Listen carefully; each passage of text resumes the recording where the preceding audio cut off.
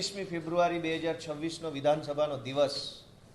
દોસ્તો, આજે ખૂબ જ દુઃખ સાથે જણાવવું પડે છે કે જ્યારથી આમ આદમી પાર્ટી ગુજરાતભરના લોકોના દિલમાં જગ્યા મેળવી રહી છે, આમ જનતા, સામાન્ય માણસ, છેવાડાના લોકો આમ આદમી પાર્ટીને આશીર્વાદ આપીને, પ્રેમ આપીને પાર્ટીને મજબૂત બનાવી રહ્યા છે। એ બાબત બીજેપીથી જોવાતી નથી। આમ આદમી પાર્ટી ગુજરાતમાં મજબૂત બની રહી છે, એનાથી ભાજપના પેટમાં નકલી તેલ રેડાય છે અને એટલે ગુંડાગીર્દી ઉપર ઉતરી આવ્યા છે। થોડાક દિવસો પહેલાં આપે જોયું કે અમારા નેતા યુવરાજસિંહ જાડેજા જીવના જોખમે એમણે ભૂંડ અને ગાયના માંસવાળા દૂધનો પર્દાફાશ કર્યો। એ પણ ગુજરાતની અંદર પેદા થાય છે। ભૂંડ અને ગાયનું માંસ નાખી, યુરિયા ખાતર નાખી, ઝેરી કેમિકલવાળું દૂધ બનાવી ગુજરાતના વિવિધ દૂધ સંઘોમાં ભરનારા માફિયાઓનો પર્દાફાશ યુવરાજસિંહે કર્યો। એ પર્દાફાશ કરતી વખતે એમના ઉપર જીવલેણ હુમલો થયો, પરંતુ પોલીસે આજ દિવસ સુધી ફરિયાદ લખી નહીં।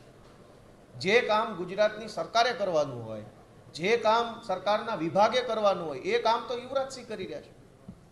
યુવરાજસિંહને એવોર્ડ આપવાના બદલે, સન્માનિત કરવાના બદલે એમના ઉપર હુમલો કરનારા માફિયાઓને ભાજપની સરકાર છાવરે છે। એ બહુ દુર્ભાગ્યપૂર્ણ છે અને જ્યારથી આમ આદમી પાર્ટી, મેં કીધું એમ, મજબૂત બની તો હુમલાઓની રાજનીતિ ચાલુ થઈ। ગઈકાલે ગોંડલના અમારા આમ આદમી પાર્ટીના નેતા જિગીશાબેન પટેલ ઉપર મહિલાઓના ટોળા દ્વારા હુમલો કરાવવામાં આવ્યો। ત્યાં ગોંડલ નગરપાલિકા વિસ્તારના કેટલાક પ્રશ્નોને લઈ આમ જનતાએ જિગીશાબેનને રજૂઆત કરી કે અમારા મત વિસ્તારમાં, અમારા વિસ્તારમાં આ પ્રશ્ન છે, તમે સાંભળવા આવો। સામાન્ય જનતાને ભાજપના માણસોથી કોઈ ઉમ્મીદ, અપેક્ષા નથી, કેમ કે ભાજપના માણસો કામ ઓછું અને ગુંડાગીર્દી જાજી કરે છે। એટલે જનતાએ પોતે જિગીશાબેનને ત્યાં બોલાવ્યા અને જ્યારે જિગીશાબેન ત્યાં ગયા ત્યારે ભાજપના કોઈ ગુંડા જેવા કોર્પોરેટરે મહિલાઓનું ટોળું મોકલી કાયરતાપૂર્ણ હુમલો એક મહિલા ઉપર કરાવડાયો। બહુ મરદ મૂછાળા હોત તો આવવું તું પોતે સામે અને કરવી હતી લવારી, તો તમને ખબર પડે કે અમારી જિગીશાબેનમાં કેટલો દમ છે। પણ કાયરતાપૂર્ણ કૃત્ય, જેમ રામાયણમાં રાવણ છે એ સાધુનો વેશ ધરીને આવ્યો, એમ ભાજપના ગુંડાઓ હવે બહેનોને આગળ કરી રહ્યા છે। આ દુર્ભાગ્યપૂર્ણ ઘટના બની છે, એનો આમ આદમી પાર્ટી સખત સજ્જડ વિરોધ કરે છે। અમે માનનીય મુખ્યમંત્રીશ્રીનું પણ ધ્યાન દોરશું કે વારંવાર આમ આદમી પાર્ટીના મોટા પ્રદેશ નેતા ઉપર જે હુમલાઓ થાય છે, એ ગંદી યુપી બિહાર જેવી રાજનીતિ અહીંયા ગુજરાતમાં બંધ કરી દો। હુમલાઓની રાજનીતિ એ ગુજરાતનું સંસ્કૃતિ નથી। ગુજરાત વાદ સંવાદની રાજનીતિ કરે છે। હુમલાઓ કરવા, ગાડીના કાચ તોડી નાખવા, તલવારો મારી દેવી, હિંસા કરવી એ ગુજરાતનું કલ્ચર નથી। એટલે આજે આ અમારા યુવરાજસિંહ જાડેજા અને જિગીશાબેન પટેલ ઉપર ભાજપના માણસોએ જે હુમલો કર્યો છે એને અમે સખત શબ્દોમાં વખોડીએ છીએ। માનનીય મુખ્યમંત્રીશ્રીને પણ અમે રજૂઆત કરશું અને આવા પ્રકારના હુમલા ભવિષ્યમાં ન થાય તે માટે આમ આદમી પાર્ટી સડકથી લઈ સંસદ સુધી વિરોધ કરશે અને લોકજાગૃતિ કરશે। માનનીય ચેતનભાઈ। સાથીઓ, આજે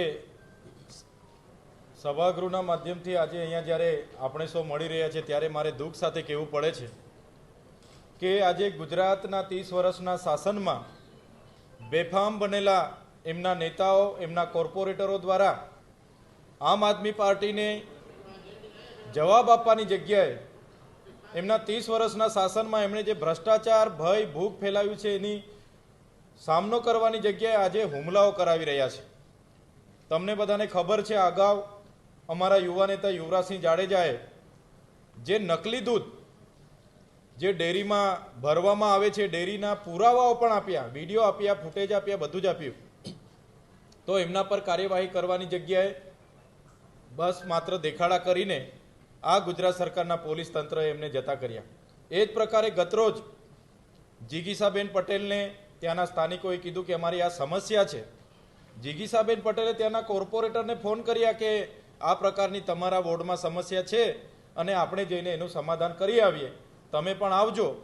તો એ કોર્પોરેટરે ત્યાં અસામાજિક તત્વોનું એક ટોળું ઊભું કરીને અને જિગીશાબેન પટેલની ગાડીના કાચ તોડી નાખ્યા, એમના પર જાન લેવા હુમલો કર્યો અને અત્યાર સુધી પોલીસે એફઆઈઆર નથી કરી। જિગીશાબેન સારવાર હેઠળ છે તો પોલીસ કોની રાહ જુએ છે? એક બાજુ આ લોકશાહી દેશના ધારાસભ્યને તથાકથિત સામાન્ય બાબતમાં એટીવીટીની મીટિંગમાં કાચનો ગ્લાસ મારી એમ કરીને એફઆઈઆર થાય એના પહેલા ધરપકડ કરી લેવામાં આવે છે। એક ધારાસભ્ય તરીકે અમને તથાકથિત કેસોમાં ખોટી એફઆઈઆરોને અંતર્ગત અમને 80 દિવસથી વધારે જેલમાં રાખવામાં આવે છે અને અમારા જે જિગીસાબેન પટેલ પર જ્યારે જાનલેવા હુમલો થયો તો પોલીસ કોની રાહ જુએ છે? કેમ એફઆઈઆર કરતી નથી? આખો ગુજરાત અને આમ આદમી પાર્ટી જિગીસાબેન પટેલ સાથે છે. જો જિગીસાબેન પટેલને ન્યાય નહીં મળશે તો આવનારા દિવસોમાં સડકથી લઈને આ વિધાનસભાના ગૃહ સુધી અમે રચનાત્મક કાર્યક્રમો આપીશું અને આ તાનાશાહી ભાજપની સરકારને જવાબ આપીશું.